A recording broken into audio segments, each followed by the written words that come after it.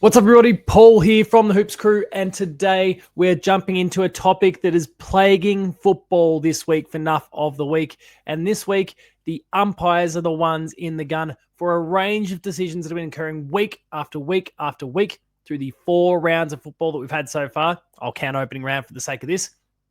There is one particular element of the game that is ruining football right now, and the umpires just won't call it. And I'm calling on the umpires and the AFL to make some changes to improve the game we're playing.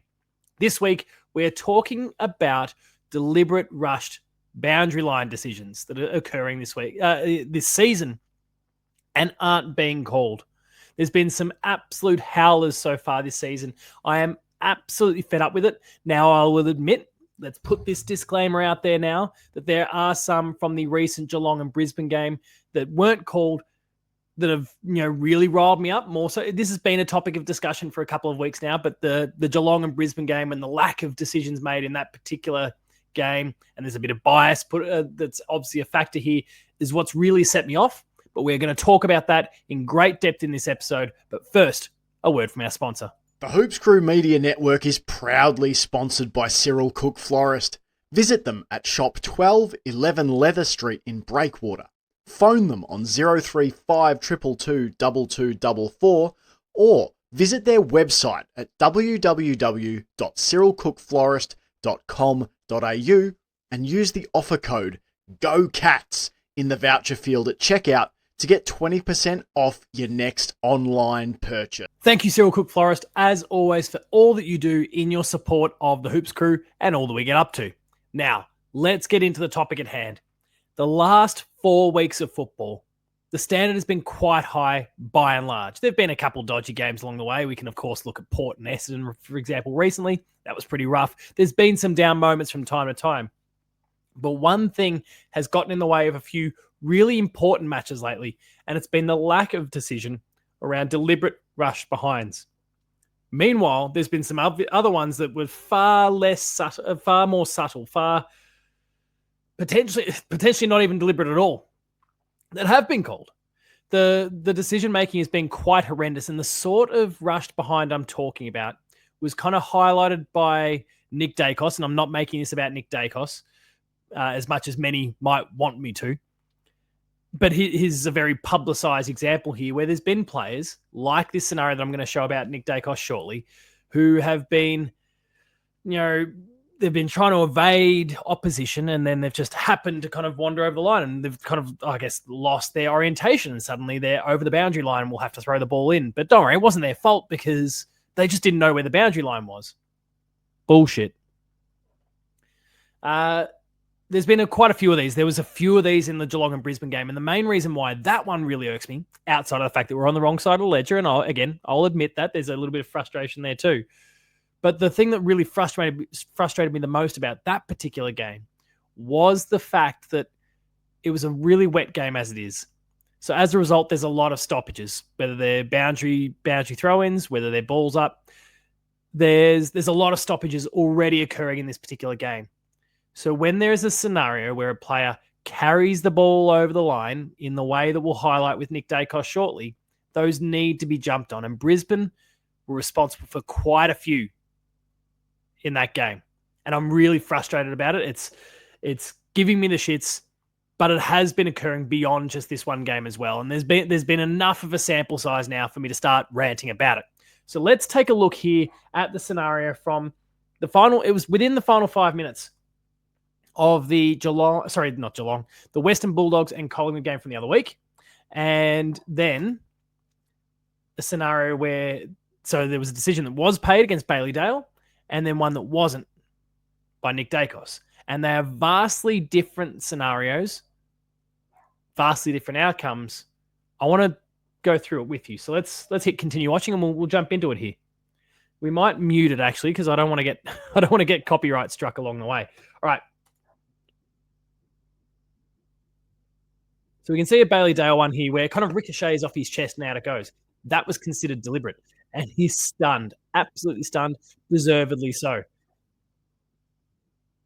This, note the scores, of course. The Dog's down by a point at this particular stage, and you're basically giving the Pies a free shot here. Meanwhile, Nick Dacos, look at this. Oh no, I'm trying to get away. I'm trying to get away. Nothing. Absolutely nothing. And there was a range of decisions just like this one. And again, I'm picking the Nick Dacos one because there's been breakout articles and it's a clip that's available that I can rely on. Others have, and I think a lot of that is because it's Nick Dacos, to be fair, which is why I want to stress I'm not making it about Nick Dacos. It's just that is a readily available clip for me to use. And a perfect example of what I'm talking about. There was no attempt from Nick Dacos to keep the ball in the field of play in this scenario. Nor was there from a range of Brisbane players last night, and nor was there from a range of the players throughout the course of the season. And this, I'm just trying to evade. I'm turning my butt. Oh, I'm out of bounds. Throw in. It's bullshit. The players are smarter than that. We've not had these sorts of, like, very rarely, and I'm talking about, players getting disoriented here. It's a very rare thing for a player to get so disoriented that they kick the ball the opposite direction. You might see it once a season. They know where the lines are. They know where they're at. They know how this game is being played. They've got peripheral vision. Nick Dacos in that clip knew exactly where the boundary line was and knew that if he swung to his left, hard to his left, even though he could put up this ruse that, oh no, I'm trying to tuck it in, I'm trying to keep it in the field of play, that it was never going to remain inside the field of play, despite how it might look, and they're going to ball it in. And they did. And it happened in the Geelong and Brisbane game. It's happened in several other games throughout the course of this season. And I've had enough of it because, and I'll go back to Geelong and Brisbane here, not because of the result, but because of the spectacle. There's already enough stoppages. It's already, the ball's being thrown up enough. The ball is being thrown in enough as it is in a game like that, let alone when there are very clearly deliberate attempts to just carry the ball out of bounds, like we saw last night. And I would implore the umpiring department and the AFL to squash it now. If you've got space and you carry the ball over the line, regardless of whether you're turning or trying to turn around, chuck a U-turn or not, that's deliberate. You've had the opportunity. You've made the conscious decision to turn. And as such, you've gone out of bounds. Call it and you watch. It'll disappear from our game really, really quickly because it's such a simple one to adjudicate. It's such an obvious one to everyone watching on TV and probably in the crowd as well. So just start calling it. I think they're a little bit too scared in some of these cases, and I kind of get it.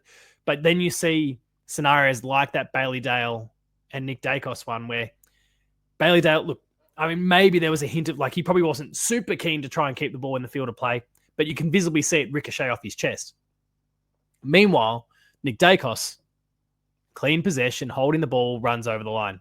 That sort of stuff's got to be stamped out as quickly as possible. That's where I'm going to wrap things up for this entry of Nuff of the Week. AFL umpires, take a good hard look at yourselves. AFL, put some pressure on them to start making these decisions. It is that simple. And everything that the game has been trying, like that the AFL has been trying to do in recent years, has been about speeding up the game and taking rolling scrimmages out of our game. And this is a very easy way to squash that sort of stuff in this case. Look into it. You'll make a better product as a result. And sure, maybe I won't have the shits for a result that didn't go our way, but whatever. We deserve to lose, if I'm being honest. All right.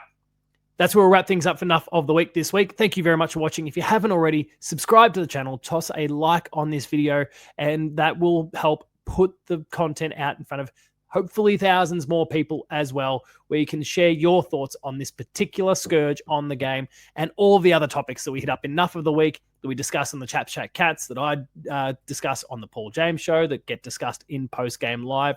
Check all of our content out on the YouTube channel. There's lots there. You can also check us out on Patreon, where you can subscribe for 7 days and get free access to everything we do. Try before you buy. And then for the cost of $5 or $6 for the entire month, you'll get access to all the stuff that we're putting out there. It's great value. Please consider checking it out. In terms of socials, you'll find me at Paul James Games. The Hoops Crew, you'll find at the Hoops Crew, and that's across Blue Sky, Instagram, and Twitter. Thank you, everyone, for having watched this video. Remain Geelong strong, and I'll see you later.